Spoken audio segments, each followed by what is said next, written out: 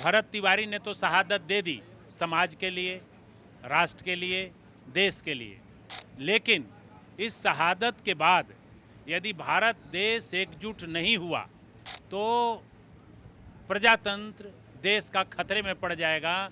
लोगों का बंदूक से शासन चलने लगेगा कि जब चाहो जिसको मार दो, कोई पूछने वाला नहीं है। बिहार सरकार के माननीय मुख्यमंत्री से परमिशन लेकर के उसकी हत्या की गई होगी कि माननीय मुख्यमंत्री से परमिशन लेकर के अधिकारियों ने घटना को अंजाम दिया है तो मुख्यमंत्री को भी इस्तीफा देना पड़ेगा। मैं आपको आज ये बोल करके इस गांव से, बिलौटी से यहाँ से निकलूंगा कि यदि मुख्यमंत्री ने परमिशन दिया होगा तो मुख्यमंत्री को भी इस्तीफा देना पड़ेगा। हमारे साथ झारखंड सरकार के पूर्व मंत्री केएन त्रिपाठी जी हैं, भरत तिवारी के घर पहुंचे हैं। त्रिपाठी जी, जिस प्रकार से भाजपा के शासन में सम्राट चौधरी की सरकार में अपराध हुआ और जिस प्रकार से पुलिस का बर्बरता चेहरा सामने आया, एक परिवार जिसका जिगर का टुकड़ा चला गया, शब्दों में बयां नहीं किया जा सकता। और इस शासन को क्या कहेंगे? ये आश्चर्यजनक है कि देश में अब जो ऐसी सरकारें हैं जहां जनता की आवाज़ उठती है, उसको ये चाहते हैं कि उस व्यक्ति को गोली से मार दें और इनकाउंटर दिखा दें। यह प्रथा पिछले 5-7 सालों में बहुत तेज़ी से इस देश में बढ़ी है।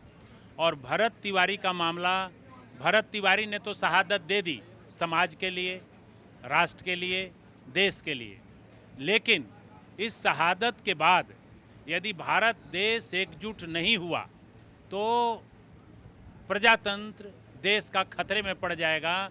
लोगों का बंदूक से शासन चलने लगेगा कि जब चाहो जिसको मार दो, कोई पूछने वाला नहीं है।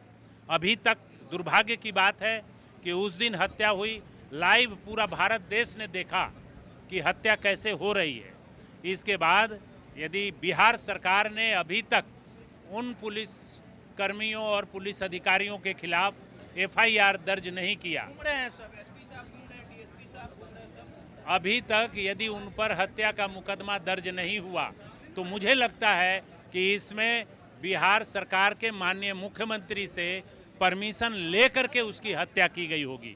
क्योंकि यदि परमिशन नहीं लिया रहता तो अभी तक कोई भी मुख्यमंत्री इतना संवेदनशील है कि जब सामने लाइव देख रहा है कि भाई गोली चल रही है और हत्या कर दी गई निहत्थे व्यक्ति को, जिसने किसी के ऊपर गोली नहीं चलाई, जिसने अपना हथियार सौंप दिया, फेंक दिया कि भाई ले जाओ, हम जनता के लिए लड़ रहे हैं, उसको यदि सामने गोली मारी गई और मुख्यमंत्री ने अभी तक कुछ नहीं बोला तो इसका मतलब है कि मुख्यमंत्री से परमिशन लेकर के अधिकारियों ने इस घटना का अंजाम दिया होगा। यदि ऐसा है कि माननीय मुख्यमंत्री से परमिशन लेकर के अधिकारियों ने घटना को अंजाम दिया है तो मुख्यमंत्री को भी इस्तीफा देना पड़ेगा। मैं आपको आज ये बोल करके इस गांव से, बिलौटी से यहाँ से निकलूंगा कि यदि मुख्यमंत्री ने परमिशन दिया होगा तो मुख्यमंत्री को भी इस्तीफा देना पड़ेगा। क्योंकि वो लोग जो हैं, पुलिस कर्मियों पर अभी तक एफआईआर इतने दिन के बाद न होना, यह दर्शाता है कि सरकार का पुलिस के ऊपर हाथ है, प्रोटेक्शन है कि तुम दूसरी हत्या भी किसी को करोगे तो एफआईआर दर्ज नहीं होगा, हम प्रोटेक्शन दे रहे हैं। पूरे मामले में आप सम्राट चौधरी से मुलाकात करिएगा, वार्तालाप करिएगा सरकार का? जरूर हम माननीय मुख्यमंत्री से बात करेंगे कि इस मामले में आप, और हम आपके माध्यम से भी उनको कह देना चाहते हैं कि आज का आज आप एफआईआर दर्ज कराएं, नहीं तो आपको ये बहुत भारी पड़ेगा। यह अब आरा का मामला नहीं रह गया, अब यह बिहार का मामला नहीं रह गया, अब ये भारत का मामला हो गया है और पूरा भारत इस पर एकजुट होने जा रहा है भरत तिवारी के न्याय के लिए।